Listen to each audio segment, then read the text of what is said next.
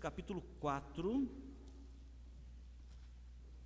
Hebreus, capítulo 4,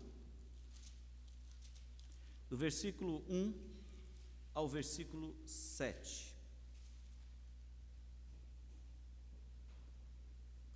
Tem um título muito interessante na versão atualizada, que diz assim: a entrada no descanso de Deus pela fé. Temamos, portanto, que, sendo-nos deixado a promessa de entrar no descanso de Deus, suceda parecer que algum de vós tenha falhado. Porque também a nós foram anunciadas as boas novas, como se deu com eles. Mas a palavra que ouviram não lhes aproveitou, visto não ter sido acompanhada pela fé naqueles que a ouviram. Nós, porém, que cremos, entramos no descanso conforme Deus tem dito: assim jurei na minha ira, não entrarão no meu descanso. Embora certamente as obras estivessem concluídas desde a fundação do mundo, porque em certo lugar assim disse no tocante ao sétimo dia: descansou Deus no sétimo dia de todas as obras que fizera. E novamente no mesmo lugar: não entrarão no meu descanso. Visto, portanto, que resta entrarem alguns nele, e que por causa da desobediência não entraram aqueles aos quais anteriormente foram anunciadas as boas novas, de novo determina certo dia, hoje falando por Davi, muito tempo depois, segundo antes fora declarado: hoje, se ouvirdes a sua voz, não endureçais o vosso coração. Queridos irmãos, quero iniciar a exposição bíblica fazendo duas perguntas, vamos dizer, diagnósticas. Alguém aqui, algum irmão, e eu gostaria que você se incluísse aqui agora nesta questão, já leu uma passagem bíblica, ou ouviu uma pregação, ou uma citação bíblica, e não se sentiu atingido por essa mensagem? O pastor pregou, foi lido o texto bíblico. Já aconteceu isso contigo? Segunda pergunta: depois que você foi embora e ficou pensando nisto, talvez pensando nisto, o que você concluiu da sua participação naquele momento? Você veio ao culto, ouviu, o texto foi lido, mensagem pregada, você abriu a Bíblia em casa, leu, você ouviu a devocional da manhã, e passado essa experiência de não ter sido tocado, o que você concluiu? Vou ler de novo?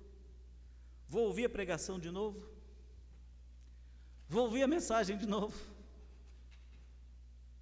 O que você concluiu?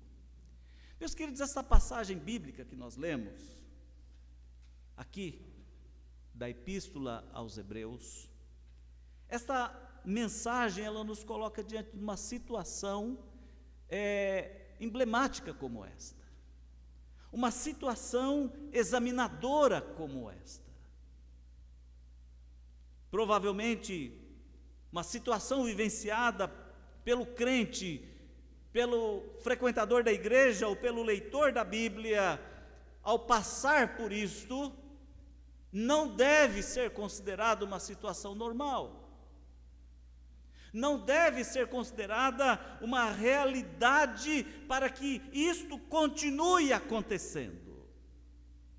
Esse texto bíblico é destinado à igreja, é destinado ao crente, é destinado ao servo de Deus, que faz uso da palavra, que ouve a pregação da palavra, chamando a sua atenção para que ele possa entender qual é o papel da sua fé diante da verdade de Deus lida, diante da verdade de Deus anunciada.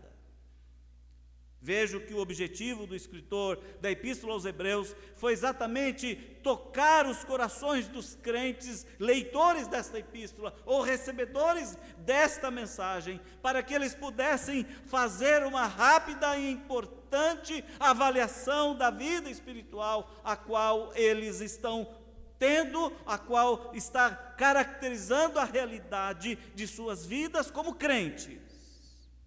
Por isso, o escritor aqui, ele puxa a história de Israel para elencar o seu objetivo. Se você prestar atenção ou reler esta passagem, que à primeira lida ou à primeira vista parece-nos assim um tanto truncada, um tanto enigmática, então você precisa considerar a história de Israel no que diz respeito ao propósito de Deus quando chama Abraão, a história de Abraão e a sua descendência, quando o povo desce para o Egito, com José no Egito, e depois da família de Israel situada, alocada no Egito, e depois de todo o tempo em que eles são escravos no Egito, e o clamor deles chegando diante de Deus, e Deus se revelando, e Deus se manifestando a eles, trazendo-lhes algo de extrema relevância, que foi a libertação do Egito, conduzindo-os à terra prometida, a Canaã. E então, dentro dessa história, nós poderemos verificar que daqueles que saíram do Egito, aqueles que receberam a promessa de Deus, quase ninguém, quase nenhum, entrou em Canaã. Se considerarmos que foi cerca de 2,5 milhões de pessoas que saíram com Moisés do Egito, naquela libertação promovida pelo poder de Deus, aos 40 anos de peregrinação até a entrada em Canaã, nós vamos considerar que entrou Josué e Calebe, nós vamos considerar que daquela turma, todos os demais pereceram, não entraram, não herdaram, não receberam o que Deus havia prometido. Contudo, os que receberam, a nova geração que entrou na terra prometida junto com Josué, sob a liderança de Josué, conheceram e experimentaram a promessa cumprida de Deus o Pai. Por isso o texto ele cita 2 vezes, quando Deus disse, quando o escritor lembra, quando Deus jurou na sua ira, por conta de algumas coisas que aconteceram nessa trajetória histórica, que aqueles desobedientes, aqueles que não entenderam o sentido e o princípio da fé, não entraram no descanso do Senhor. E o escritor traz isso agora, assim como a promessa feita a Abraão, renovada com Moisés, agora o escritor vem falar no Novo Testamento a respeito do evangelho anunciado, o evangelho da graça, o evangelho da libertação, o evangelho da vida eterna. E vida eterna que é o descanso eterno. E ele faz esse paralelo histórico para dizer uma coisa muito importante. O povo de Israel, o povo de Deus, que entrou no descanso, que entrou em Canaã, a terra prometida, recebeu a herança prometida por Deus. E o escritor do Novo Testamento, ele vem dizer assim também: quem ouve esse evangelho, quem ouve a palavra de Deus, quem ouve as promessas de Deus, os cristãos, nos dias do escrito do livro da Epístola aos Hebreus, e os cristãos de hoje, precisam atentar para a mesma realidade. E é por isso que eu quero trazer essa mensagem aqui sobre o descanso e a herança da igreja. O descanso e a herança dos crentes. O descanso e a herança prometida por Deus. Que deve ser algo, ou algumas questões para fundamentar a nossa fé, a sua fé. Para fundamentar a sua vida cristã, para fundamentar a sua jornada de vida, para fundamentar a sua trajetória, a sua caminhada, para fundamentar e estruturar esta igreja, esta comunidade do povo de Deus. E aqui nós temos algumas importantes lições a considerarmos. São 3 delas apenas. A primeira delas, como o descanso e a herança prometida por Deus aos cristãos, aos crentes, à igreja, ao seu povo, assim como aconteceu com Abraão e nessa trajetória histórica, vale a mesma coisa para nós hoje. A terra prometida para nós é a vida eterna, é o céu, é o lar eterno. Por isso, o destaque aqui da Epístola aos Hebreus vem mostrar que essa herança começa com a crença, o acreditar, o receber a promessa de Deus para a sua vida. Você tem essa promessa de Deus. Ele prometeu o céu, a vida eterna. Ele prometeu a Canaã celestial. Ele prometeu a Nova Jerusalém. Ele prometeu a eternidade no descanso de Deus preparado para a sua igreja. E esta é a base desta passagem bíblica, tomando como exemplo a história de Israel, tomando como exemplo esta mensagem para nos ensinar e nos mostrar. E é interessante observarmos que tudo começa com Abraão e Sara, quando deixam o lar deles lá em Ur dos Caldeus, tendo recebido a promessa, eles seguem em direção ao que Deus havia prometido, e eles são os primeiros habitantes de Canaã. A terra que Deus lhes mostraria onde eles deveriam chegar. Eles aceitaram o chamado, eles aceitaram os desafios e assim caminharam pela fé, enquanto dia a dia o Senhor os conduzia. E esta é a questão a ser encarada hoje: querer ser conduzido pelo Senhor, querer ser dirigido por Deus. Eles aceitaram isto. Há um momento de desobediência deles, quando eles vão em direção a Canaã, a primeira ida, a ida do pai da fé para a terra prometida, Canaã. Abraão e Sara, eles fazem uma passagem pelo Egito, coisa que não era necessário fazer, e lá acontece um ato de desobediência.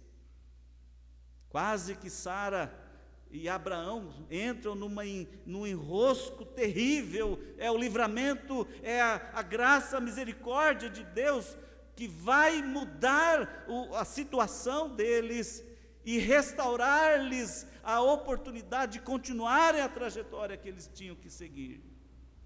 E a exemplo deles, às vezes, hoje, também nós desobedecemos, tomamos outros caminhos, fazemos outras escolhas, seguimos outras direções em desobediência àquilo que Deus quer fazer, que é conduzir-nos, dirigir-nos. E aí acontecem dificuldades, acontecem situações drásticas, mas Deus usou de misericórdia com eles, chama-os novamente, traze-os novamente para o caminho em direção a Canaã. E eles então entram na terra prometida. Está certo? Eles entraram na terra prometida e a morada de Abraão e Sara foi a caverna onde eles foram habitar, onde Abraão sepultou, onde sepultou a sua esposa Sara, e depois Isaque sepultou seu pai Abraão. Mas a descendência, Isaque, Jacó, continuaram na terra prometida. Eles seguiram na terra prometida. Enquanto, meus queridos irmãos, cremos na promessa e perseveramos nesta promessa, guiados pela fé, pela segurança de que Deus nos toma pela sua mão e dirige as nossas vidas, assim nós estamos seguindo o caminho da promessa de Deus feita por nós, para nós herdarmos a vida eterna, a Canaã celestial. É o descanso eterno que queremos, é o descanso eterno que precisamos. Ontem eu não tive como não refletir nisso, ao fazer o ofício fúnebre do irmão Onésimo. E eu pensei bastante, porque eu conheci o Onésimo e convivi com o Onésimo por quase 30 anos, aqui nessa igreja. E aquele irmão idoso, aos quase 88 anos, depois de ter sido internado, passado por uma grande luta, passado por ali problemas de saúde, aquela internação dramática, intervenção médica, etc, etc e tal, ele falece. Poucos dias antes do seu falecimento, estive com ele no hospital e conversamos sobre as questões da fé. E ele continuava com aquela declaração que eu citei ontem, antes de ontem, quando começou o velório à noite. E ele dizia: tudo posso naquele que me fortalece. Seu Onésimo, como é que está a sua fé, meu irmão? E ele respondeu: tudo posso naquele que me fortalece. Moribundo no leito hospitalar. Meus queridos, como isso faz a diferença na vida de uma pessoa, seguir a jornada da vida durante os anos preparados por Deus e pela fé, crendo, acreditando nas promessas de Deus. Você quer receber a herança da vida eterna? Creia na promessa e persevere. Não desanime, não fuja para o Egito,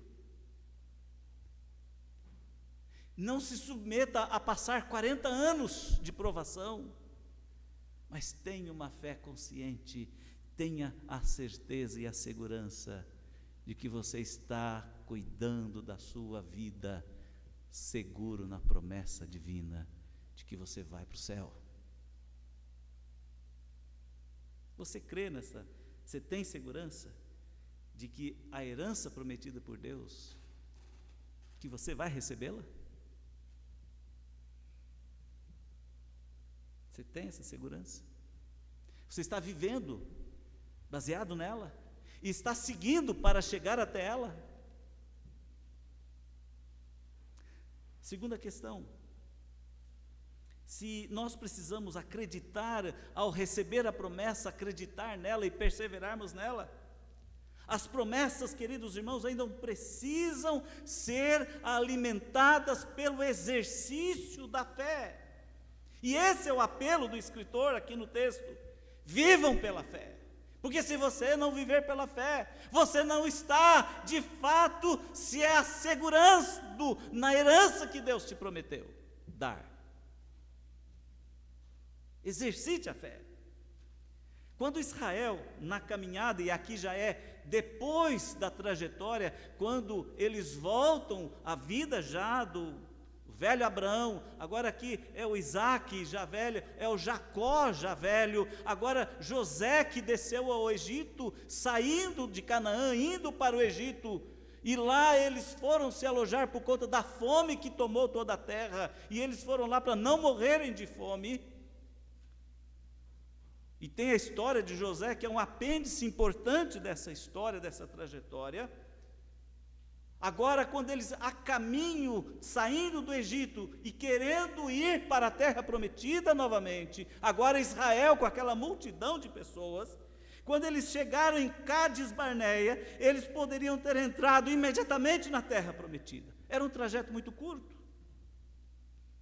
Simplesmente bastava combater e conquistar o inimigo e mais uma vez tomar posse da terra prometida. Você pode ler esta narrativa nos capítulos 13 e 14 de Números. Eles poderiam, era um caminho curto, mas impressionante o que foi que eles fizeram. Não tiveram fé. Reclamaram da dificuldade do deserto, reclamaram da comida, reclamaram do sol quente, reclamaram da água, reclamaram da liderança de Moisés, reclamaram de Deus, fizeram um bezerro de ouro, eles fizeram diversas outras coisas, ocupando seus corações, suas mentes, suas vidas. Eles não se ocuparam com a fé. E durante 40 anos, Deus os prova nesta perambulação trágica pelo deserto. E como eu disse agora há pouco, dessa multidão que começou a caminhada, somente alguns entraram na terra prometida. Todas aquelas pessoas, somente Calebe, Josué e Moisés tiveram fé suficiente para crer que Deus lhes daria a vitória. Moisés até deu uma titubeada, e ele não entrou na terra.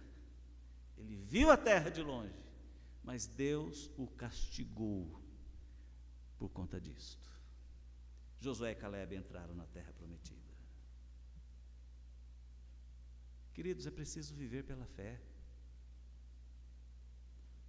É preciso orar, é preciso ler a palavra, é preciso cultuar, é preciso adorar, é preciso que nos envolvamos com as coisas de Deus, que tenhamos valores espirituais. Na nossa caminhada aqui de anos de vida que estamos vivendo, meus amados irmãos, nós já vivemos tempo suficiente para ver tragédias. Já vivemos tempo suficiente para ver gente perecendo. Já vivemos tempo suficiente para verem gente se perdendo. Já vivemos tempo para ver filhos, netos nossos se perdendo nos caminhos da vida. E que coisa dura, cruel é esta para aquele que persevera na fé, ver o seu filho se perdendo, ver a sua filha se perdendo. E aqui, aquele que se perde ou aquele que persevera, ambos são responsáveis perante Deus. E nós, como igreja, temos a oportunidade de nos apropriarmos da fé e vivenciarmos a fé e exercitarmos a fé e assim perseverarmos nesta caminhada da vida. Queridos, sem fé é impossível agradar a Deus. Sem fé é impossível ter comunhão com Deus. É vivendo pela fé que nós vamos agradar a Deus sempre, porque assim nós estaremos em concordância com os seus propósitos. É pela fé que nós vamos permanecer no caminho, é pela fé que seguiremos firme. E os caminhos nunca serão tão difíceis. A vida no deserto da vida nunca será tão difícil. O cântico que entoamos agora, inclusive, faz menção desta caminhada no deserto. Eu cantarei, eu louvarei. E os nossos caminhos serão aplanados. As distâncias serão encurtadas. E os anos de vida que vivermos serão anos de vida encurtados, ao mesmo tempo prolongados no que diz respeito a sermos abençoados, mas encurtados para que quando chegar o nosso fim, nós estaremos seguros no descanso eterno de Deus. Não só veremos a terra prometida, nós entraremos na terra prometida. Porque esse é o propósito de Deus quando Ele te chamou.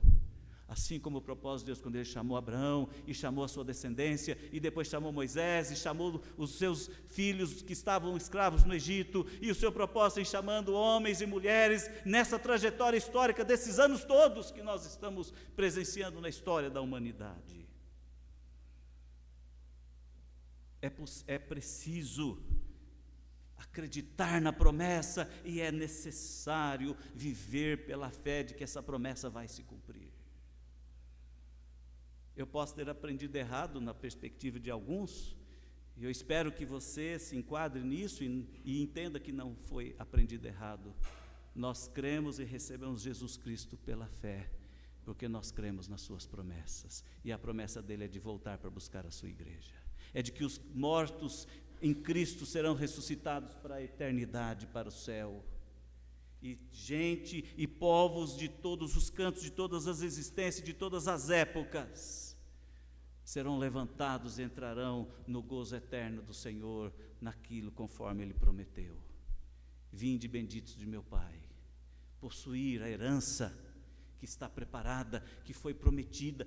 Receba a sua herança, entre no gozo eterno, entre no gozo do seu Senhor.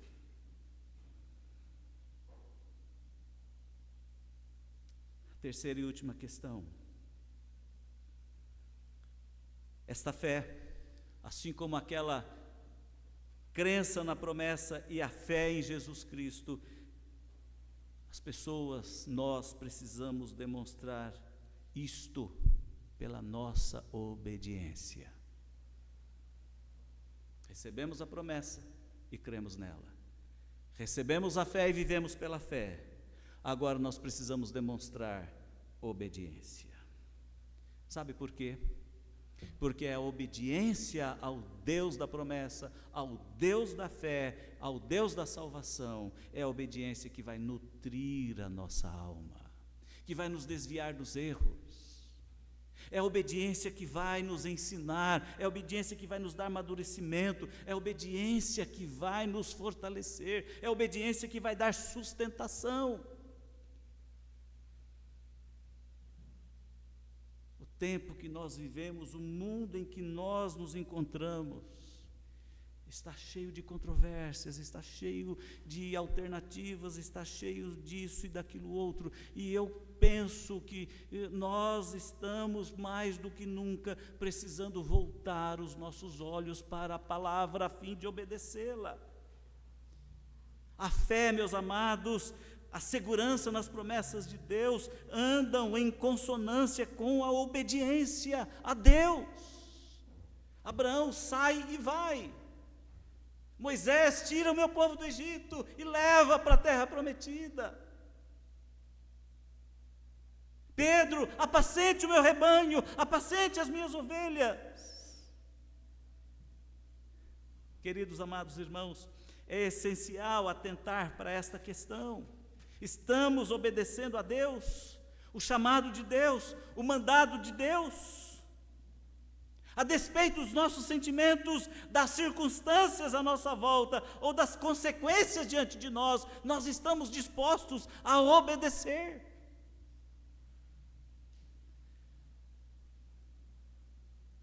Estamos ou não estamos?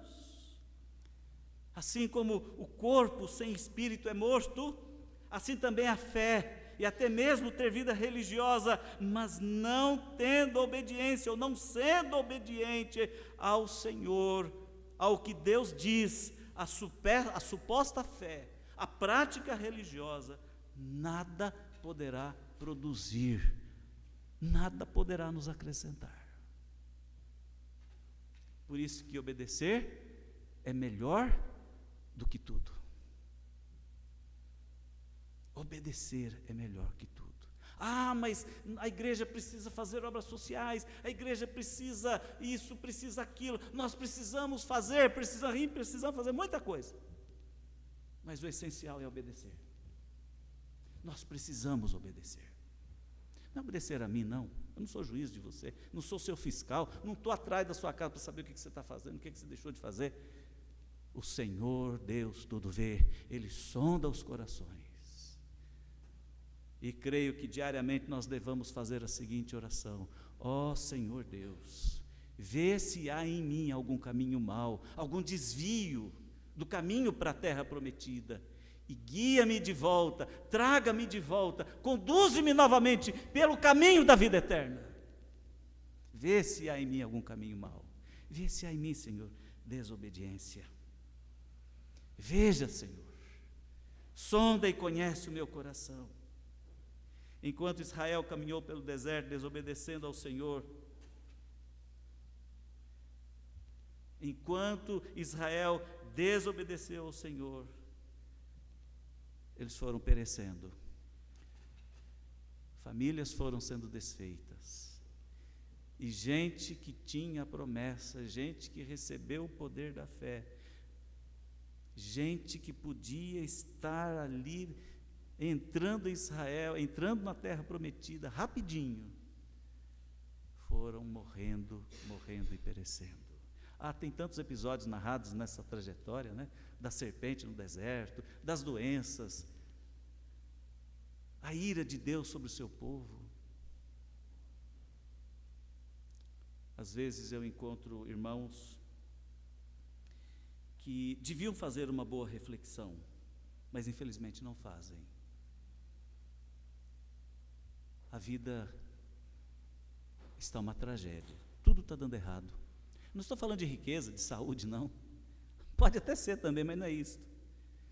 A vida cristã, a vida espiritual está falida.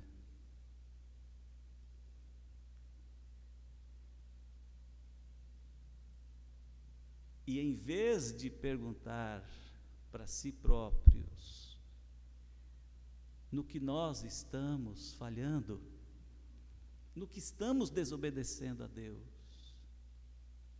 invertem. Por que Deus está permitindo isso? Por que Deus está fazendo isso? Meus amados, obediência é uma coisa que está dentro de você, está dentro de nós, aqui e no coração. Obediência é uma decisão sua.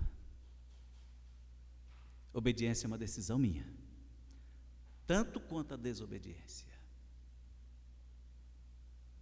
Você quer herdar a terra prometida? Faça essa reflexão, essa boa reflexão,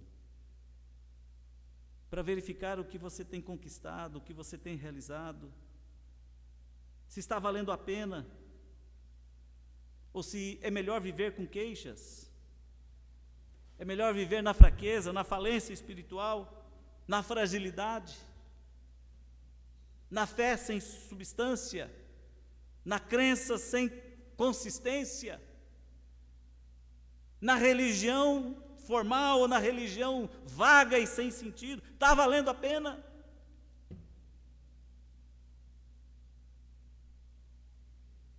Obedeça a Deus, obedeça ao Senhor.